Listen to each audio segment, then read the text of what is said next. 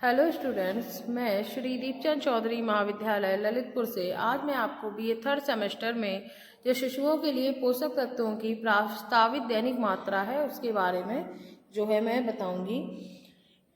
तो ये तो आप जानते ही हैं कि जो प्रथम 6 माह में जो है बच्चे की जो वृद्धि होती है वो काफ़ी तीव्र गति से होती है और इसके बाद 6 से 12 माह में भी बच्चे की जो है गति जो है वो बढ़ जाती है। तो इसमें भी आपको अलग अलग देना होता है। तो सबसे पहले जानते हैं कि ऊर्जा या जो कैलोरी होती है उसे हम कितना देते हैं। तो जो भी न्यूट्रिएंट्स होते हैं स्पेशली इसमें जो है सभी आपको पोषक तत्वों की आवश्यकता पड़ती है, क्योंकि चाहे वो आपका प्रोटीन हो, चाहे वो आपका कार्बोहाइड्रेट हो, फैट हो, प्लस जो आपके विटामिन होते हैं, vitamin B1 with thiamine, vitamin B2, riboflavin, niacin, ठीक है, और इसके अलावा pyridoxine, cyanocobalamin, folic acid and vitamin B जो आपका साइनोकोबालमिन होता है, विटामिन B12, इसके अलावा एस्कॉर्बिक एसिड जो होता है उसकी भी ज़रूरत पड़ती है, जिसको आप विटामिन C बोलते हैं, विटामिन D की भी ज़रूरत पड़ती है, vitamin E and vitamin K।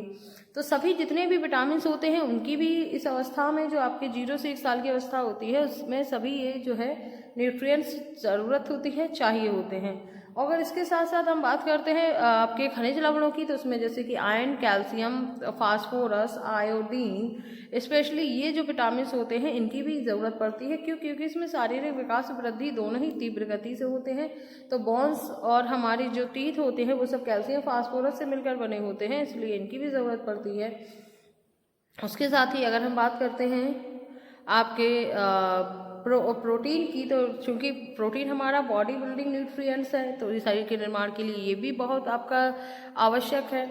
इसके साथ ही अगर हम बात करते हैं कि जो है आपका बचता है वाटर, तो पानी की अगर माँ का दूध के डिपेंड होता है तो बच्चे की पूर्ति लगभग कुछ माह तक या 3 या 6 माह तक जो है उसकी से ही पूर्ति होती रहती है। लेकिन इसके बाद जो है आपको खाने के साथ उसमें वाटर इंक्लूड करना पड़ता है और खाना मसल करके उसे दिया जा सकता है, जिससे भी जो है पोषक तत्व मिलते हैं। तो इसके साथ ही अब बात करते हैं आयु वर्ग के अकॉर्डिंग की एज ग्रुप में आप 0 से 6 माह तक आप उसको कितनी मात्रा में देंगे और 6 से 12 माह तक जो है आप उसे कितनी मात्रा में जो है न्यूट्रिएंट्स देते हैं।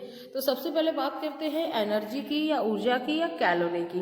तो इसको प्राप्त करने कैसे की जाती है? कार्बोहाइड्रेट एंड फैट के द्वारा। तो कितना चाहिए होता है? अगर हम बात करते हैं 0 से 6 माह तक, तो 0 से 6 माह के बीच में जो है आपका आता है 108 प्रति किलोग्राम कह सकते हैं जो है उसमें हम देंगे उसको कैलोरी, और 98.35, ठीक है, प्रति किलोग्राम के अकॉर्डिंग जो है या प्रति कैलोरी के अकॉर्डिंग हम देते हैं। दूसरा आपका आता है आपका प्रोटीन। तो प्रोटीन हम उसे दे सकते हैं आपका जैसे 2.05 प्रति किलोग्राम के अकॉर्डिंग। इसका मतलब सिर्फ इतना है कि 1 किलोग्राम भार पर हम इसे 108 कैलोरी और 98 पर बॉडी वेट पे हम 98 किलो कैलोरी जो है देते हैं। उसी के अकॉर्डिंग हम प्रति किलोग्राम पर यानी आपके 1 किलोग्राम पर 2.5 ग्राम जो है प्रोटीन देते हैं। किसमें? 0 से 6 माह में।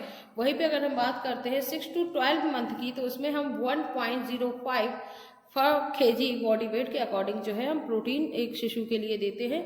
वही हम कैल्शियम की बात करते हैं तो कैल्शियम हम 300 मिलीग्राम के अकॉर्डिंग जो है हम उसे देते हैं एक 0 से 6 माह में।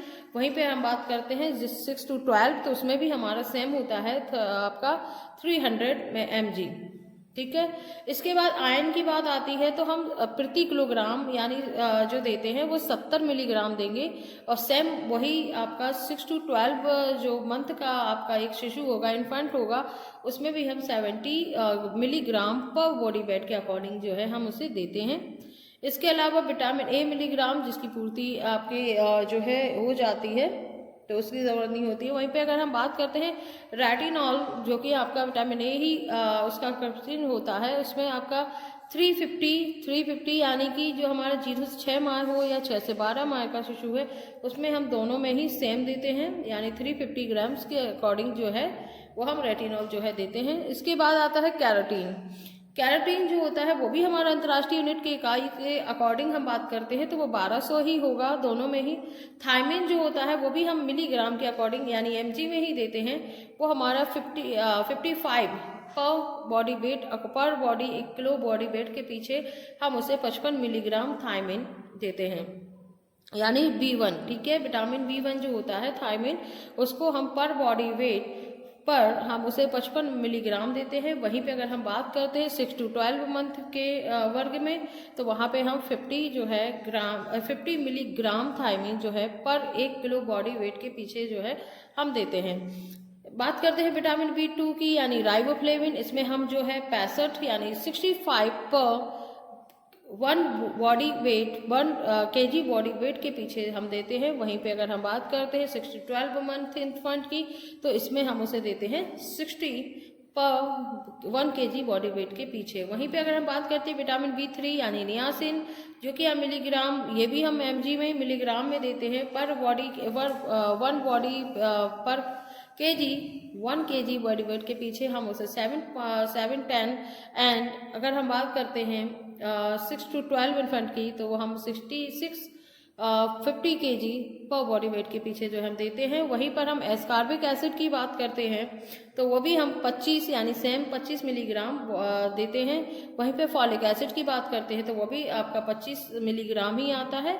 वहीं पे अगर हम बात करते हैं विटामिन B12 यानी साइनोकोबालमिन, तो वो हम mg में देते हैं 0.2 एंड 0.2 एक लगभग सेम ही होता है, चाहे वो 0.6 माह का हो चाहे 6.12 मंथ का आपका इन्फेंट हो। तो ये आपके आ जाते हैं शिशुओं के लिए पोषक तत्वों की प्रस्तावित दैनिक मात्रा की, किसमें हम कितना देते हैं। तो आप कैलोरी हो गया, protein, calcium, iron, vitamin A, retinol, carotene, thiamine, riboflavin, niacin, ascorbic acid, folic acid and vitamin B12। तो ये आपका जो है एज ग्रुप के अकॉर्डिंग जो है वो मात्रा है।